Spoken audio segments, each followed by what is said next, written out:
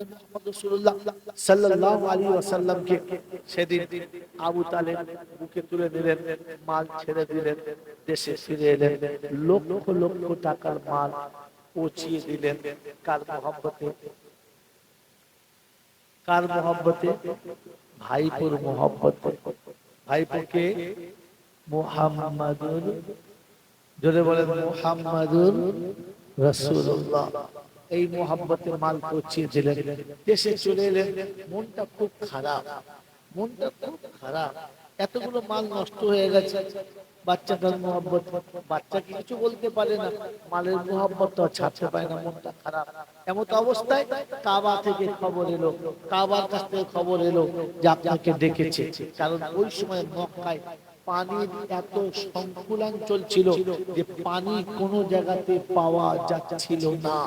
খুব ভালো করে শুনবেন, পানি কোনো জায়গাতে পাওয়া যাচ্ছিল না।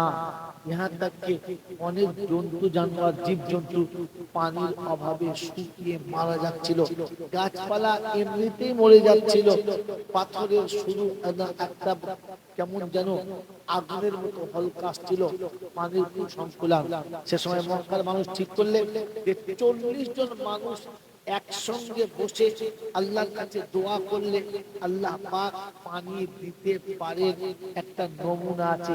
তাই 40 জন বিশিষ্ট মানুষ, যাদেরকে সমাজে ভালো মনে করে এবং যারা ভালো মানুষ, জ্ঞানী মানুষ, বুদ্ধিজীবী মানুষ, এরকম 40 জনের নাম সিলেক্ট করলো। তাতে আবু তালেবের নাম ছিল। তাতে আবু তালেবের, যদি বলেন, নাম ছিল। আল্লাহর নবী সাল্লাল্লাহু আলাইহি ওয়াসাল্লামের চাচা আবু তালেব মক্কায় ফিরে আসলেন। আর এসে খবরটা শুনে যখন যাচ্ছিলেন, তো তখন ভাইপোকে সাথে করে নিয়ে যাচ্ছেন। যাওয়ার সময় একটু দূরেতে আল্লাহর নবীকে এক পাশে রাখলেন আর বললেন, এখান থেকে তুমি উঠবে না, এখান থেকে তুমি ওখানে যাবে না, আর কিচ্ছু বলবে না, চুপচাপ বসে থাকো, চুপচাপ বসে থাকো। মন থাকবে ইনশাআল্লাহ, চুপচাপ বসে থাকো। এরা ওখানে গেলে মাশওয়ারা চলছে, মাশওয়ারা চলছে। মাশওয়ারা ভিত্তিক একজনকে বললেন, আপনি দোয়া করুন, আপনার সঙ্গে আমরা দোয়া করছি। সকলে মিলে প্রাণ ভরা দোয়া করলেন। যাকে দিয়ে দোয়া করালেন তিনি দোয়া করতে করতে করতে করতে আলামালা হয়ে গেলেন। দোয়া বন্ধ হলো, চোখের পানি বুক ভেসে গেল, আকাশে এক ফোঁটাও পানি এলো না। আল্লাহর নবী সাল্লাল্লাহু আলাইহি ওয়াসাল্লাম মাসুম, নবুয়তের আলো তখন থেকে প্রকাশ পাবে। তাই তিনি আস্তে আস্তে আস্তে চাচার কাছে গিয়ে বললেন, চাচা এরা এত কাঁদছে কেন? বলছে আকাশে পানি হয় নাই, তাই এরা এমন করে কাঁদছে। বললেন, চাচা এবার আমি দোয়া করব, আমি দোয়া করলে পানি হবে। চাচা বেয়াদব ছেলে তো, যাও যাও যাও, গিয়ে বসো। সরিয়ে দিয়েছে, চলে এসেছে। দ্বিতীয়বার আরেকজনকে দিয়ে দোয়া করালেন, তিনিও 1 ঘন্টা 1.5 ঘন্টা ধরে দোয়া করলেন, খুব কাঁদলেন, আকাশে পানি হলো না। আল্লাহর নবী চাচা, আল্লাহর নবী আবার চাচার কাছে বললেন, চাচা আমি দোয়া করবো। আচ্ছা বেয়াদব ছেলে তো, বলছে তুমি তো এরকম বেয়াদবি কখনো করো না, আজকে কেন করছো? এটা আবু তালেবের বেয়াদবি মনে হয়েছে, কিন্তু রাসূল উম্মতের ব্যথায় ছুটে আসছেন, উম্মতের ব্যথায় কাছে এসে বলছেন, কিন্তু উম্মত বুঝতে পারে না। দুবার গেল, তৃতীয়বারে ঠিক হলো। একজন বয়স্ক মানুষ, খুব জাহিদ, সবথেকে বয়স্ক, যিনি ওই 40 জনের মধ্যে সবথেকে বেশি বুজুর্গ, তিনি দোয়া করলেন, কিন্তু পানিটি হলো না। ওই সময় আল্লাহর নবী ছুটে চলে যান, বলে চাচা বলো না। আবু তালেব জোর ধমকে দিলেন। ওই বয়স্ক ভদ্রলোক দেখতে পেলেন যে বারবার বাচ্চাটা আসছে আর আবু তালেবকে ধমকাচ্ছে। বলে আবু তালেব কি বললে, আবু তালেব শোনো কি বলছে বাচ্চাটা। বলছে, জি আপনি কিছু মনে করবেন না, ও ছোট ছেলে, ও ভুলভাল বকে, ওর কথা শুনবেন না। কি বলছে বলো? বলছে যে না, ও শোনানো যাবে না। বলছে সত্য বলো, কি বলছে? যেহেতু তিনি 40 জনের মধ্যে সব থেকে বড় বুজুর্গ বয়স্ক মানুষ, মিথ্যা বলতে পারলেন না। বললে ওই ছেলেটা বারবার ছুটে আসতে বলছে, ছুটে আসতে বলছে, চাচা আমি দোয়া করব, আমি দোয়া করলে পানি হবে, আমি দোয়া করলে পানি হবে। মেরে মোহতরম সর্বজনীন আল্লাহ ওয়ালা ভাইরা, জ্ঞানীজনরা, সুধী মানুষেরা, এই কথাটা শুনে আবু তালেব বললেন বটে, কিন্তু খুব রাগের সঙ্গে, আর বললেন যাও বেয়াদবি করবে না।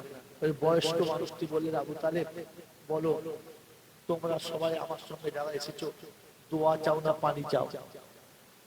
বলে পানি চাই। বলে যদি ওর কথায় পানি হয়তো আটকাচ্ছ কেন? ও যখন বলছে আমি দোয়া করলে পানি হবে, কে ওটা? ওটা আমার ভাই হোক, পাগল ছেলে, শুনেন না, ওর কথা শুনতে হবে না। বয়স্ক বললেন বাবু এখানে এসো। চলে গেলেন, বললে তুমি দোয়া করলে পানি হবে? বললে হ্যাঁ। তাহলে দোয়া করো। আপনি নিচে নামুন। কি মুশকিল কথা বলেন। আবু তালেব বলে দেখো কত বেয়াদব ছেলে, আমাদের দলের নেতা সিংহাসনে বসাই থাকবে, নামো। বলছে দোয়া করতে আমাকে বসতে দিতে হবে, আপনি নিচে নামুন। বয়স্ক ভদ্রলোক নিচে নামলেন, আর আল্লাহ রাসূল সাল্লাল্লাহু আলাইহি ওয়াসাল্লামকে সিংহাসনে বসিয়ে দিলেন। সুবহানাল্লাহ।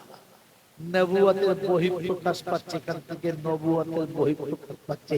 নবী নিচে থাকবে না, নবী দূরে থাকবে না, নবী কাছে থাকবে আর উপরে থাকবে। মনে থাকবে ইনশাআল্লাহ।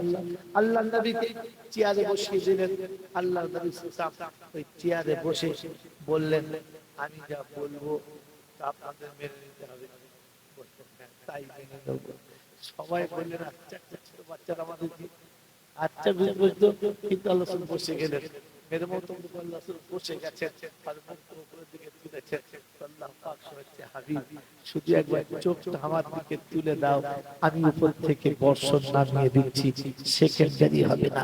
আল্লাহ নবী যেমনি হাতটা তুলেছেন, যেমনি হাতটা তুলেছেন, বাস হাতটা তুলতে দেরি ছিল, কি বর্ষণ হতে দেরি হলো না। এতটা বৃষ্টি হলো যে গোটা মক্কা ভেসে গেল। মানুষ অবাক হয়ে গেল যে এতটা পানি কোথা থেকে আসছিল।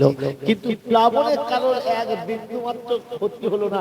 প্লাবনে মানুষের যে ক্ষতি হয়, ক্ষতিটা হলো না, কারণ এটা রহমতের বৃষ্টি ছিল, গজবের বৃষ্টি জোরে বলেন ছিল না।